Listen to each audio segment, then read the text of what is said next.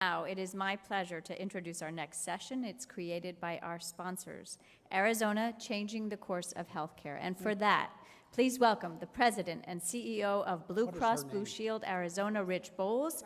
He's here with Kathleen Goeppinger, the President and CEO of Midwestern University, and MaryAnn, Guerra, the CEO of BioAccel. Rich, MaryAnn, and Kathleen, the floor is yours. Thank you. Margaret, I want to thank Atlantic for collaborating with Blue Cross and Blue Shield of Arizona and our national association, the Blue Cross and Blue Shield Association, to make this morning happen.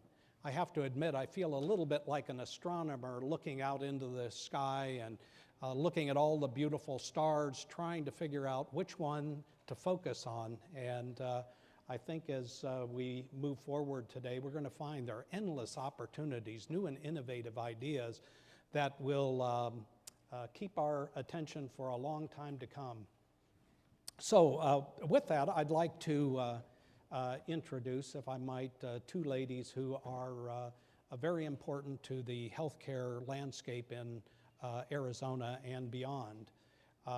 Dr. Kathleen Goeppinger is the CEO of Midwestern University, a university with campuses in Glendale, Arizona, and in the Chicago area, and they train more than 6,000 students.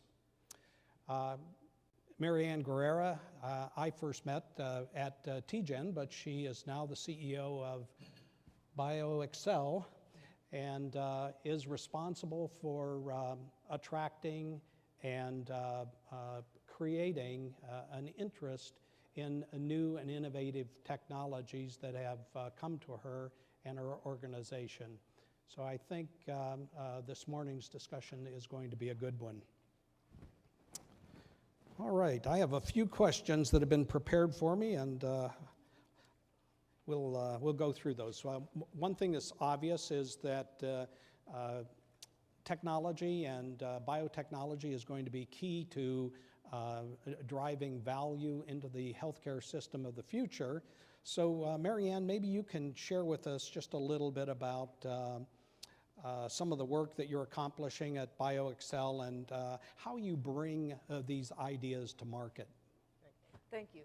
It's an honor to be here, by the way, and I feel really special with the company that's on the stage and before us. The fun thing that we do is, the first talk you heard by David is that they're doing wonderful things out there. There's so much information. There's so many good ideas. We spend $30 billion a year at the NIH to come up with great research outcomes. But how do you get those translated and moving into products? So, you can have all these great ideas. So BioAccel was really, I view it as I just said, I live in the valley of death. And the valley of death is how do you get something from a research outcome into a commercial product that can actually serve the patient, serve the community in a way that can have an impact on reducing healthcare costs and changing their life and bringing wellness to them rather than treating sickness. And so what we do is we go out there and we look for what are the great technologies that can have an impact on health and the community, and then try to get them as quickly as we can through that value of death, get them funded, get them invested, so that we can actually get that product to market as fast as we can. And we've been lucky enough to work with Blue Cross Blue Shield, and we have one of our programs is we call it the Solutions Challenge, where we actually identify unmet health needs. What's the problem facing the community? Or what's the problem facing industry? And then we ask the innovators in the community to come to us with their greatest ideas, and then we try to put early stage funding to those ideas to get them launched and hopefully reach their potential in the market as fast as they can. So that's what I get the pleasure of doing day in and day out. Excellent, and you're doing a wonderful job. Dr. Goeppinger, how are new technologies like the ones we've heard about today integrated into the classroom at Midwestern? Well, I think that's a really very interesting question, and I was fascinated by some of the earlier talks, because one of the challenges you have in a healthcare university is you really need to teach the basics of health and the human body and anatomy and all the things that physicians in this room know go into a 4-year medical education. And so being able to say, oh, and by the way, this is the technology of the future, doesn't really happen dramatically in your first 4 years of medical school or dental school. But what we've done is we've tried to teach every student, and by the way, we only have healthcare students. So the 6,000 are in many, 19 different professions in healthcare, only at the doctorate and master's level. So what we really try to do is teach them to think and to be adaptive. And so you may be in a physiology course, you might be in, first year veterinary school, but we need to teach that student that they have to stay current, they have to be able to think, and they have to be able to innovate as technology changes. One of the things we try to do is put every student in every profession through simulation centers. And we believe that the simulation center can recreate situations that they may or may not see when they're in practice. And by bringing technology through simulation, first off, we're not harming a patient. We're harming a dummy maybe, but we're able in simulation to try to install new ideas into the student and let them become adaptive. So hopefully, as I see these wonderful technologies, as they be mainstream, our student will be able to adapt to that. Great. MaryAnn, how do you see biotechnology being most impactful in the future of healthcare? Well, I'd like to just say to address one thing. I can be a politician. I'm just not going to answer his question. I'm going to answer something else. But on the simulation, so this is how I think we need to integrate things. So if you use simulation to teach students, when they run into problems and it doesn't work using the standard technology, I'd love to know that and get innovation to solve that problem so that we fix things. And so I think that we really need a better connection between what are the problems and what are the technologies that solve real problems. Many times we say that the research outcomes, they're looking for a problem to solve because it's, and I grew up at the NIH, I spent my career at the NIH, and you have investigator-initiated research. So how do we really tie these great minds and these great research outcomes to changing technology for the future? So I mean, I think when you look at where is biotechnology going, I mean, we've got some incredible companies right here in Arizona. For those of you who think a lot of what you saw is somewhere else, it's actually in your back door. We've got a device that we're working on that has a new approach going through the urethra, and it ablates the renal nerve and can maybe eliminate blood pressure. That's what the idea is. Well, if you eliminate blood pressure and you eliminate medication and you have an impact on chronic kidney disease, it's amazing that this one device can have implications in multiple fields and on important problems that face America, heart attacks and chronic kidney disease. So, and that's just one of the things that we're doing. When you look at where stem cell research is going, where understanding the biology and the mechanisms of action, what is causing those diseases, what are the problems, and then how do we quickly apply something to solve those problems. So what we see is it's not only having research outcomes, not only having technology, but this massive amount of data that's out there, and how do you translate that data and apply it in a way that you actually, you can have action to solving a real problem that exists in the body, in treating people, whatever. Excellent. Well, one of the problems that we talk about on a regular basis is the shortage of physicians in Arizona. We have an aging population, we have a growing population, and we certainly have more chronic illnesses. So, Kathy, what are you doing at Midwestern to help us alleviate that shortage? Well, I think you're absolutely correct. There is a severe shortage in Arizona, and I think we've done a number of things over the years. When we first started our medical school back in 1995, started the first class in 96 for the Glendale campus, we had 100 medical students. And we gradually moved it up to about 130, 140. And then interesting, when the shortage of physicians became really well known in the state, the governor at the time actually called me and had a meeting with me and said, Because you're a private not-for-profit, you can move a lot faster than public entities. Can you bring on more physicians? And so we took on that challenge and built additional facilities and hired many, many more faculty.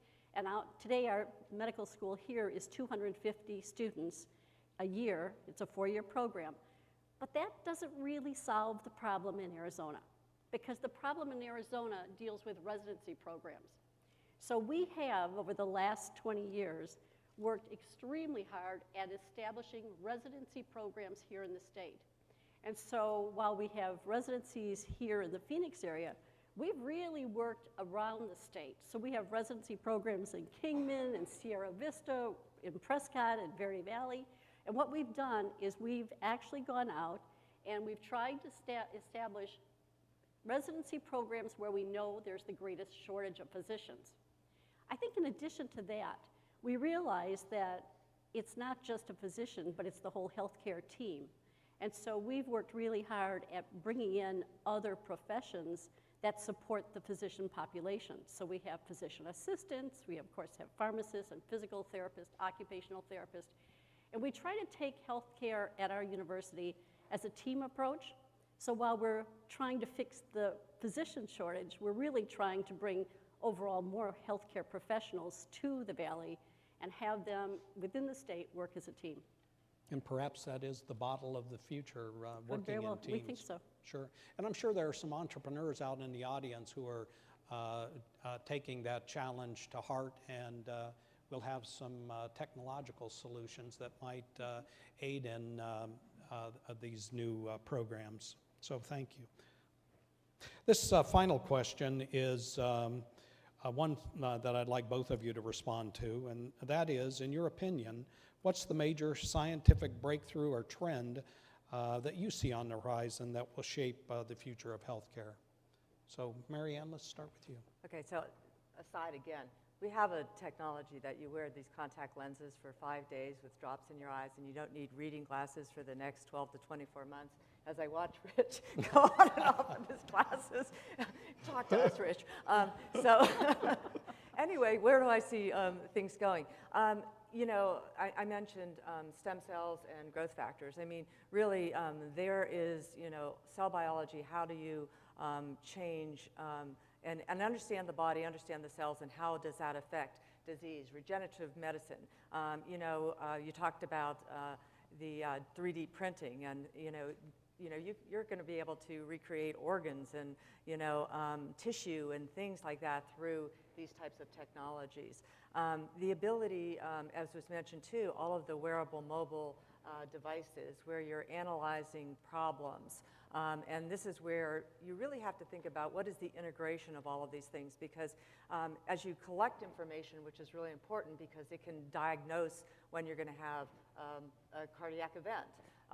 But all of these things where you gather information through wearable devices, you're going to have a lot of information, and then you're going to need to have bioinformatics to take that information and apply it and do something with it. So that leads you to precision medicine, which was mentioned again.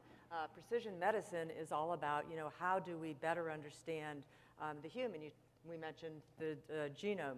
Now you're going to be able to, everybody can get their genome and present it to their doctor, but what's their doctor going to do with that? That's a lot of information. How do we take all that information and decide that now this is what is the risk factors for this disease, and this is now the risk factor for you, and your wearable mobile can analyze that and say, okay, you need to change your behaviors. So I think that where is biology going, where's biotechnology going? It's really looking at how do we intersect these disciplines? How do we take biology and chemistry? How do we take devices? How do we take all of that analytic information and put it together in ways that are actually attached to solving the problems that truly face the community? And then the last thing I would just say is really, I think, from a perspective is we really need to move to healthy and wellness rather than treating sickness. And when I was at NIH, we spent a lot of time talking about how to treat diseases at the Cancer Institute, the Heart Institute, Allergy, Infectious Diseases. And one of the least funded divisions was the Division of Cancer Prevention. And you know, you have to say why. So we need to move towards a way of really incentivizing the use of, you know, I wear my band all the time, but then I run and I exercise and I watch what I eat. How do we move those who don't to getting this information and then incentivizing them to actually change their behaviors? And so I think that we really have to move towards incentivizing people for good health. And make it easy for them to take this information that they have, the information that we're gathering, and then change the behaviors and the outcomes that are facing them, facing the hospitals, facing the communities. And it's all there. The information is all there right now. But unless we have a focus on how we are going to attack these problems, and I really think the early stage companies are the ones we need to be looking at as supporting them to solving real problems that impact each of you and your families every day of the week. Thank you. Dr. Goeppinger? Oh, it's an interesting question because I come at it as an educator. But I think if I look at a trend, especially in education, I am worried very much that we continue to have what I call silo medicine. And that is that the pharmacist fails to talk to the physician and the physician doesn't talk to the dentist. And so we have decided that at Midwestern, since we're only in healthcare, we have decided that we are educating every student from day one to be part of a One Health team. And that One Health concept says that you can't work in a silo, that you are interdependent on each other, and that just as much research is happening in my vet school that'll translate to human medicine as what's happening in my pharmacy program where they're trying to reinvent bone. And so we need to continue to break down the healthcare silos, get our students to understand that they're just one member of a team rather than trying to be the whole team. And so I think that as we look at healthcare, one of the things that all of us have to do is start to talk about it as a collaborative science and a collaborative art, leaving the patient in the center and teaching patient care first with the team supporting it. So I see healthcare as a very important part of our lifetime. I see it trying to be changed, but as we bring on more technology, bring on more innovation, we can't forget that it's really caring for people and for animals, and so our One Health approach is the way we're trying to change the nature of healthcare in the future. Excellent. Well, thank you both. Thank you for... I will say that Arizona is a great place to live, and we certainly expect to live vibrant lives, and healthcare is a big part of that. So as we innovate, as we find solutions to problems as were described this morning, I think that Arizona is going to be a big part of that medical biotechnological advancement, and I think we're perfectly positioned for that. So I want to thank all of you for being here this morning, and look forward to the rest of the program. Thank you. Thank you very much.